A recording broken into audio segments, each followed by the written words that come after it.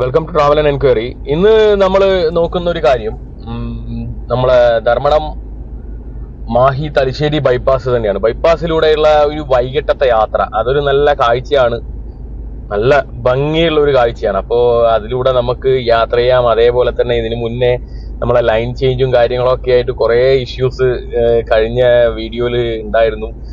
അത് ശരി തന്നെയാണ്, സംശയമില്ലാത്ത കാര്യമാണ്. അതായത് നിയമപ്രകാരം ഇപ്പൊ ഞാനിപ്പോ ഓടിക്കൊണ്ടിരിക്കുന്ന സെൻട്രൽ ലൈന് തന്നെയാണ് ഇതിന്റെ നമ്മളെ റണ്ണിങ് റേഞ്ച് എന്ന് പറയുന്നത്. പക്ഷേ ബേസിക്കലി എല്ലാവരും യൂസ് ചെയ്യുന്ന ഒരു രീതി എന്ന് പറഞ്ഞാൽ സെക്കൻഡ് ലൈന് മാത്രം കോൺസെൻട്രേറ്റ് ചെയ്ത് ഓടാനല്ല. ഇപ്പൊ നമ്മളിപ്പോ വിദേശത്തൊക്കെ പോയാലും ഉള്ള ഒരു കാര്യം എന്ന് പറയുന്നത് നമുക്ക് എല്ലാ ലൈൻസ് യൂസ് ചെയ്യാം. ഇത് പാസിങ്ങിനാണ് എന്ന് പറയുന്നതിന്റെ കാര്യം മറ്റൊന്നുമല്ല. ഇപ്പോ നമുക്ക് ഇപ്പൊ ഫസ്റ്റ് സെക്കൻഡ് തേർഡ്, അതായത് ഉള്ളിൽ നിന്ന് ഒന്ന് ഫസ്റ്റ് സെക്കൻഡ് തേർഡ്, ഞാനിപ്പോ സെക്കൻഡിലൂടെ ഓടുന്നത്.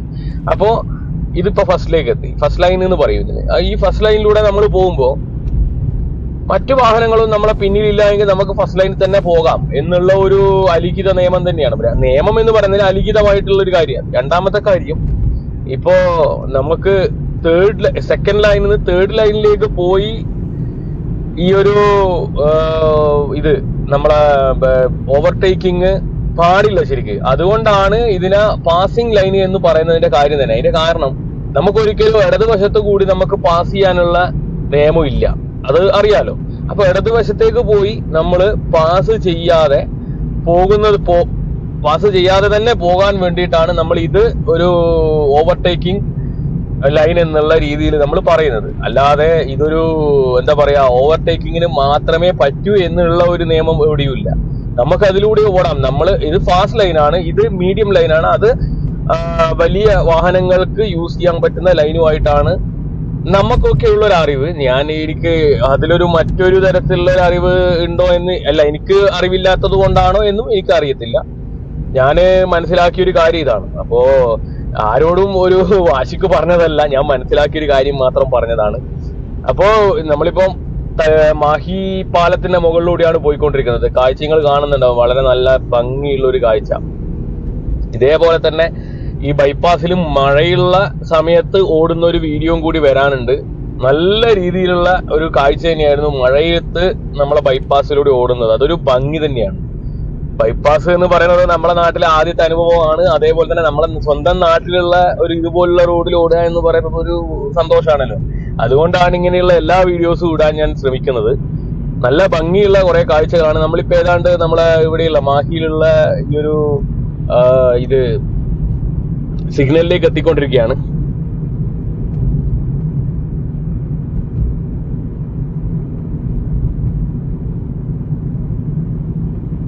ഈ ഒരു ബൈപ്പാസിലൂടെ നമ്മൾ പോകുമ്പോൾ നമുക്ക് ഉണ്ടാകുന്നൊരു അനുഭവം എന്ന് വെച്ചാൽ വാഹനങ്ങൾ ഇല്ലേ എന്ന് തോന്നുന്നൊരു കാഴ്ചപ്പാട്. ഇതുപോലുള്ള സിഗ്നലിൽ എത്തുമ്പോൾ മാത്രം നമ്മൾ വാഹനങ്ങൾ കാണുന്ന ഒരു കാഴ്ചയും ഉണ്ട്. കാരണം സാധാരണഗതിയിൽ രണ്ടുപേരി റോഡിലൊക്കെ ഓടിക്കൊണ്ടിരുന്ന വാഹനങ്ങൾ, അതായത് ഒരു റോഡിലൂടെ രണ്ടുപേരി ഓടുന്നത്, അങ്ങോട്ടും ഇങ്ങോട്ടും ഓടുന്നത് വാഹനങ്ങളുടെ അതേ എണ്ണം തന്നെയാണ് ഇപ്പോഴും ഉള്ളൂ എന്നുള്ളതാണ് ഈ ഒരു റോഡിൽ അധിക തിരക്ക് കാണാത്തത്. അപ്പോൾ നമ്മൾ 3 ലൈൻ റോഡ് വന്നു കഴിഞ്ഞാൽ നമുക്കൊരു തിരുവനന്തപുരം യാത്രയൊക്കെ എനിക്ക് തോന്നുന്നത് ഒരു 80 റേഞ്ചിലുള്ള സ്പീഡിൽ തന്നെ കണ്ടിന്യൂസ് ഓടാൻ പറ്റിക്കഴിഞ്ഞാൽ നമുക്ക് ഒരു 5 മണിക്കൂർ 6 മണിക്കൂർ കൊണ്ടൊക്കെ തിരുവനന്തപുരത്ത് വണ്ടി എടുത്തിട്ട്, അതായത് നമ്മളെ കാറൊക്കെ എടുത്തിട്ട് നമുക്ക് 5 മണിക്കൂർ 6 മണിക്കൂർ എന്ന് പറയുന്നത് കുറച്ച് ഓവറാണ്. പക്ഷേ എത്താൻ സാധിക്കും. കാരണം കുറച്ച് മോശമല്ലാത്ത വേഗതയിൽ എവിടെയും നിർത്താതെ പെട്ടെന്ന് തന്നെ എത്താനുള്ള രീതിയിൽ നമ്മൾ പോവുകയാണെങ്കിൽ റണ്ണിങ് ടൈം മാത്രം നോക്കിയാൽ ഒരു 6 മണിക്കൂർ ആ റേഞ്ച് കൊണ്ട് നമ്മൾ എത്തും, അത് കൺഫേം ആണ്. അപ്പോൾ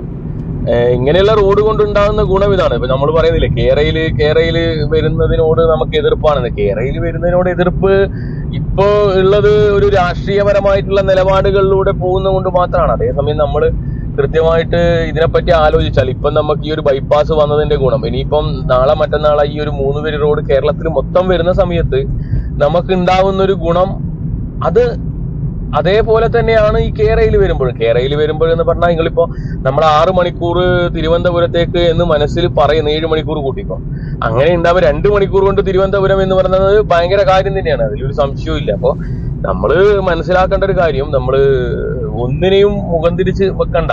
ഇന്നല്ലേ നാളെ അത് യാഥാർത്ഥ്യമാകും. ഇപ്പൊ എതിർക്കുന്ന ആളുകളൊക്കെ അതിന് അനുകൂലവുമാകും. കാരണം സന്തോഷ് ജോർജ് കുളങ്ങര പറഞ്ഞ ഒരു കാര്യം വീണ്ടും ഓർമ്മിപ്പിക്കുകയാണ്. നമ്മൾ പണ്ട് കാലങ്ങളിൽ നമ്മൾ പല ഭാഗങ്ങളിലും കേരളത്തിന്റെ പോകുമ്പോൾ ഇതുപോലുള്ള ഈ ചുങ്ക റോഡിന് എന്റെ സ്ഥലം ഞാൻ വിട്ടുതരില്ല എന്ന് പറഞ്ഞ സ്ഥലത്തു കൂടിയാണ് ഇപ്പൊ കിളച്ചു മറച്ചുകൊണ്ട് റോഡിന്റെ പണി നടക്കുന്നത്. അത് നമ്മൾ എപ്പോഴും മനസ്സിലാക്കണം. അപ്പൊ ആ ഒരു വിധത്തിൽ നമ്മൾ കാണുമ്പോ ഈ ഒരു റോഡ് വന്നു കഴിഞ്ഞാലുള്ള ഗുണം അതേപോലെ തന്നെ ആയിരിക്കും കേരളയിലൊക്കെ വന്ന. കേരളയിനെ അനുകൂലിക്കുകയോ അനുകൂലിക്കാതിരിക്കുകയോ അല്ല. ഇപ്പൊ കേരളയിൽ വരുവാണെങ്കിൽ എന്നെ സംബന്ധിച്ചിടത്തോളം എന്റെ വീടിന്റെ ഒരു ചെറിയൊരു ഇഷ്യൂ എനിക്ക് വരുന്നുണ്ട്. പക്ഷെ എന്നിരുന്നാൽ പോലും ഇത് വരികയാണെങ്കിൽ നാളെ മറ്റന്നാളെ നമ്മളെ തലമുറ, ഇപ്പോ എന്താ പറയാ, ഇപ്പൊ എന്റെ മുന്നിലത്തെ തലമുറ കുറെ ബുദ്ധിമുട്ടുകൾ സഹിച്ചതും സ്ഥലം കൊടുത്തതിന്റെയും ഭാഗമായിട്ടാണ്. അപ്പൊ എന്റെ വീട്ടുകാർ കൊടുത്തിട്ടില്ല എന്നുള്ളതാണ് മറ്റൊരു സത്യം. അങ്ങനെയുള്ള എത്രയോ ആളുകൾ സഹിച്ചതിന്റെ ഭാഗമായിട്ടാണ് ഇപ്പം നമ്മളെ ബൈപ്പാസ് വന്നിട്ടുള്ളത്. അപ്പൊ നമ്മൾ മനസ്സിലാക്കേണ്ടത്, നമ്മൾ ഓരോയിടത്തും നമ്മളൊരു സ്ഥലം വിട്ടുകൊടുക്കുന്നുണ്ടെങ്കിൽ അതിൽ അടുത്ത തലമുറയിൽ നമ്മളെ കുടുംബത്തിലുള്ള ആളുകൾ തന്നെ ഇത് വലിയ രീതിയിൽ ഉപയോഗിക്കും എന്നുള്ളത് നമ്മൾ മനസ്സിലാക്കും. അതിൽ വലിയൊരു കാര്യം തന്നെയാണ്.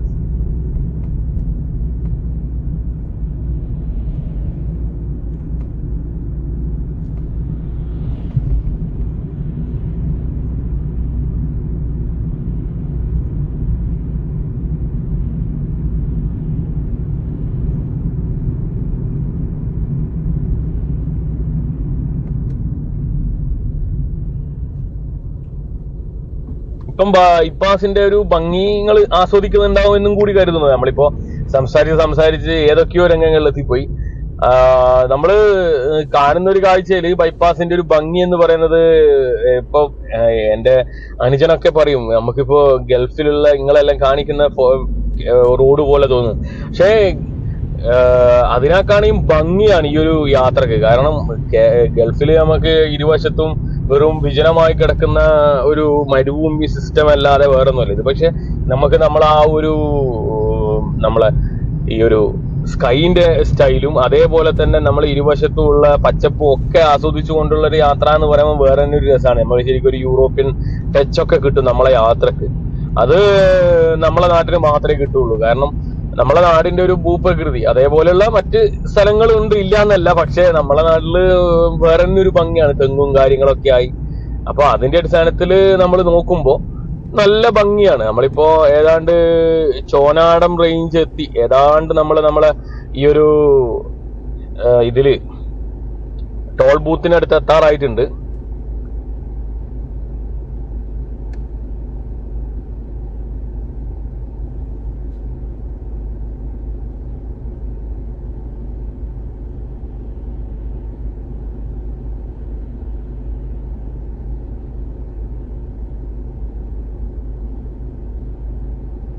കണ്ണൂർ ജില്ലയിൽ തന്നെ എന്ന് പറഞ്ഞുകൂടാ, കണ്ണൂർ ജില്ലയിൽ തന്നെ ഇങ്ങനെയുള്ള ഒരു 3 വരി ബൈപ്പാസ് എന്ന് പറയുന്നത് ആദ്യമായിട്ട് വന്നതായിട്ടാണ് എനിക്ക് തോന്നുന്നത്. അതിന് മുന്നേ ഒക്കെ നമ്മൾ 2 വരിയൊക്കെയുള്ള റോഡുകൾ അത്യാവശ്യം കണ്ണൂർ അവിടെ ഇവിടെയൊക്കെ ആയിട്ട് കണ്ടിട്ടുണ്ട്.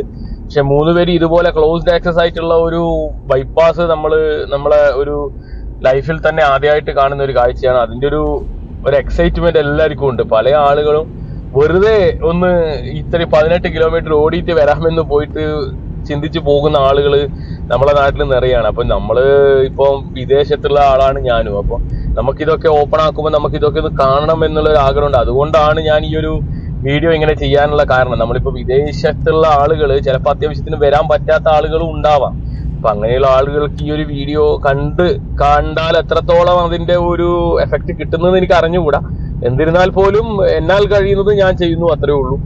നല്ല ഭംഗിയുള്ള കാഴ്ചകളാണ്. അപ്പോ ഇവിടെ എന്ന് പറഞ്ഞു കഴിഞ്ഞാല് ഒരു ദിവസം വന്നിട്ട് ഞാനൊന്ന് പെട്ടു. കാരണം നമ്മളെ മുന്നിലുള്ള ഒരു വണ്ടി ഒരു ബ്ലാക്ക് ലിസ്റ്റഡ് വണ്ടിയായിരുന്നു. ബ്ലാക്ക് ലിസ്റ്റഡ് വണ്ടി ഫുൾ പേയ്മെന്റ് അടച്ചാൽ മാത്രമേ അവർ വണ്ടി വിടത്തുള്ളൂ. ആകെ പെട്ടു. നമ്മൾ ഓണടിച്ച് കുറെ സമയം കാത്തു നിന്നു. പിന്നീട് ഒരു ഘട്ടം കഴിഞ്ഞപ്പോ 130 രൂപ അവരടക്കാൻ തയ്യാറായി. അല്ലെങ്കിൽ 65 രൂപ മാത്രമേ വൺ സൈഡ് ഉള്ളൂ. ഇപ്പോ കാർഡ് നമ്മളെ ഫാസ്ടാഗ് ഇല്ല എങ്കിൽ 130 രൂപ കണ്ടിന്യൂസ് അടക്കേണ്ടി വരും. ഈ ഒരു ടോൾ ബൂത്ത് കഴിഞ്ഞ പാടെ തന്നെയാണ് എനിക്ക് എക്സിറ്റ് എടുക്കേണ്ടത്. ഞാൻ ആ എക്സിറ്റിലൂടെ പുറത്തേക്ക് പോകും. നമ്മളെ ഈ ഒരു ധർമ്മടം പഞ്ചായത്തില് 2 എക്സിറ്റ് ആണുള്ളത്. ഒന്ന് കോഴിക്കോട് സൈഡും ഒന്ന് കണ്ണൂർ സൈഡും. ഈ ഒരു കണ്ണൂർ സൈഡില് ഇത് കോഴിക്കോട് സൈഡിലുള്ള നമ്മളെ കൈരളി ഭാഗത്തുള്ള ഒരു എക്സിറ്റ് ആണ്. ആ എക്സിറ്റിലൂടെ നമ്മൾ അങ്ങോട്ടേക്ക് കടന്ന് പോകും. ആ ഒരു എന്താ പറയാ, എക്സിറ്റിലൂടെയൊക്കെ കടക്കുന്നതിൽ നമ്മളെ നാട്ടിൽ അത്യാവശ്യം ഇപ്പോഴും ഒരു ഇതിനെ പറ്റിയുള്ള അവഗാഹം കുറവുണ്ട് എന്നുള്ളത് തന്നെയാണ് മനസ്സിലാക്കാൻ സാധിക്കുന്നത്. ചില സമയത്ത് നമ്മൾ ഈ ഓട്ടോ അതേപോലെ തന്നെ ചെറിയ ചെറിയ വാഹനങ്ങളൊക്കെ അത്യാവശ്യം തലതിരിഞ്ഞ് കയറി വന്ന് ബ്ലോക്ക് ആവുന്ന അവസ്ഥയും നമ്മൾ ശ്രദ്ധിച്ചിട്ടുണ്ട്. 2 ദിവസം മുന്നേ ഞാനത് ശരിക്ക് നമ്മളെ പള്ളൂരിന്ന് പെട്രോൾ അടിക്കാൻ പോയപ്പോ ഓപ്പോസിറ്റ് സൈഡ് ഞാൻ ചോദിച്ചു ആശാനോട്, എന്താണ് നിങ്ങൾ ഇങ്ങനെ വന്നത്? അല്ല, എനിക്ക് ഈ വഴിക്ക് കൂടി, ഞാൻ പറഞ്ഞ അപ്പുറത്തേക്ക് കൂടി കയറിയിട്ട് ഒന്ന് യൂട്ടേൺ എടുത്തിട്ട് പോയാൽ മതി, ഇച്ചിരി ദൂരം കുറെ ഓടേണ്ടത് കൊണ്ട് അതിന് താല്പര്യമില്ല എന്നുള്ളൊരു നിലപാടാണ് അവരെടുത്തത്. അപ്പം നമ്മൾ ജസ്റ്റ് ചോദിച്ചു എന്നേ ഉള്ളൂ, അല്ലാതെ അങ്ങനെ ഒരു ചോദ്യം ചെയ്യല് എന്ന് പറയുന്ന രീതി. പക്ഷെ ഒരു ഘട്ടം കഴിഞ്ഞാൽ ഞാനപ്പോ അതിനുശേഷം ഞാൻ അന്വേഷിച്ചു NH-ൽ. അപ്പോ ഇതില് നമ്മളെ സംസ്ഥാന സർക്കാരും NH-ഉം കൂടി ഇതില് AI ക്യാമറാസ് കൊണ്ടുവരുന്നുണ്ട്. അപ്പോ ഒരു 4 കിലോമീറ്ററിൽ 1 എന്നുള്ള നിലയിൽ വരുന്നുണ്ട്. അപ്പൊ പലയിടത്തും ഈ ഒരു AI ക്യാമറയുടെ പ്രവർത്തനം ഉണ്ടാവും. അപ്പോ അത് സംസ്ഥാന സർക്കാരിനായാലും അതേപോലെ തന്നെ നാഷണൽ ഹൈവേ അതോറിറ്റിക്കായാലും ഒരു എക്സ്ട്രാ ഇൻകം ആണ്.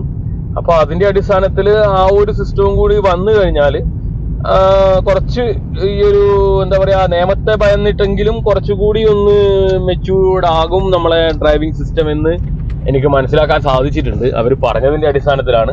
അപ്പൊ എന്തായാലും വളരെ നല്ല കാര്യമാണ്. അപ്പൊ ഞാൻ ഏതാണ്ട് എന്റെ ഡെസ്റ്റിനേഷന്റെ അടുത്തെത്തി, ഡെസ്റ്റിനേഷനല്ല എന്റെ വീടിന്റെ അടുത്തെത്തി. അപ്പൊ എനിക്ക് ഇവിടുന്ന് ഒന്ന് റൈറ്റ് എടുത്തിട്ട് അങ്ങോട്ട് പോയി കഴിഞ്ഞാൽ എന്റെ വീട്ടിലെത്തി. അതായത് വളരെ വേഗതയിൽ നമ്മൾ വീട്ടിലെത്തി എന്നുള്ളതാണ് ഒരു സന്തോഷം. അപ്പോ എല്ലാവർക്കും ഈ ഒരു വീഡിയോ ഇഷ്ടപ്പെട്ടു എന്ന് ഞാൻ കരുതുന്നു. ഇനിയിപ്പോ ഇഷ്ടപ്പെട്ടിട്ടില്ല എങ്കിൽ അത് ഡിസ്ലൈക്ക് ചെയ്യുക, അല്ലെങ്കിൽ ലൈക്ക് ചെയ്യുക, അഭിപ്രായം എഴുതുക, അതേപോലെ തന്നെ സബ്സ്ക്രൈബ് ചെയ്യുക കൂടെ. Okay, thank you.